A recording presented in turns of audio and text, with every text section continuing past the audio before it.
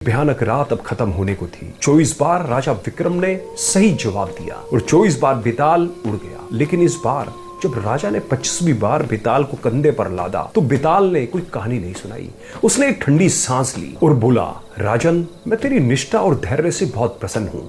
तूने हार नहीं मानी, इसलिए आज मैं तुझे वो भयानक सच बताऊंगा जिसे जानकर तेरे पैरों तले जमीन खिसक जाएगी। यह मेरी आखिरी बात है, बड़े ध्यान से सुन। बेताल ने राजा के कान में कहा, राजन, तू जिसे एक महान तपस्वी और योगी समझकर ये काम कर रहा है, असल में वह एक महाधूर्त और कपटी तांत्रिक है। उसका नाम शांतशील है। वह मुझसे अपनी सिद्धि नहीं कराना चाहता, बल्कि वह तेरी बलि देना चाहता है। तो उसने तुझे मुझे लाने इसलिए भेजा ताकि तू थक जाए। जब तू मुझे लेकर उसके पास पहुंचेगा तो वह तुझे देवी के सामने साष्टांग प्रणाम करने को कहेगा और जैसे ही तू सिर झुकाएगा वह अपनी तलवार से तेरी गर्दन काटकर देवी को बलि चढ़ा देगा। इससे उसे अष्ट सिद्धियां मिल जाएगी और वह अमर हो जाएगा। विक्रम आदित्य सन्न रह गया।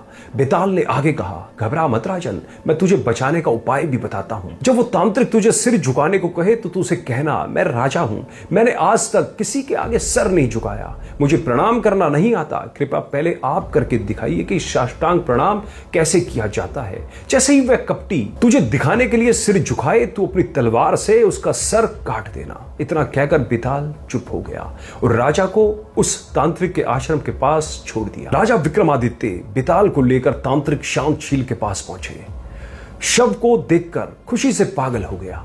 उसने तुरंत तंत्र मंत्र शुरू किया और देवी की पूजा की। फिर योजना के अनुसार तांत्रिक ने राजा से कहा, राजन, अब तुम देवी के श्री चरणों में साष्टांग प्रणाम करो ताकि यज्ञ पूरा हो। विक्रमादित्य पूरी तरह सतर्क था। उसने हाथ जोड़कर कहा, महाराज, मुझे नहीं पता कि साष्टांग प्रणाम कैसे करते हैं, आप गुरु हैं, कृपया पहले आप करके दिखाइए। तांत्रिक अपनी जीत की खुशी में इतना अंधा था कि उसे शक ही नहीं हुआ। उसने कहा, ठीक है, ये देखो। जैसे ही उस पापी तांत्रिक ने जमीन पर लेटकर अपना सिर झुकाया, विक्रमादित्य ने बिजली की गति से अपनी तलवार निकाली और एक ही वार में उस तांत्रिक का सिर धड़ से अलग कर दिया। तांत्रिक के मरते ही आकाशवाणी हुई। बेताल और सभी देवता प्रकट हुए। बेताल ने कहा, राजन, आज तूने न केवल अपनी जान बचाई बल्कि दुनिया को एक पापी से मुक्त भी कर दिया।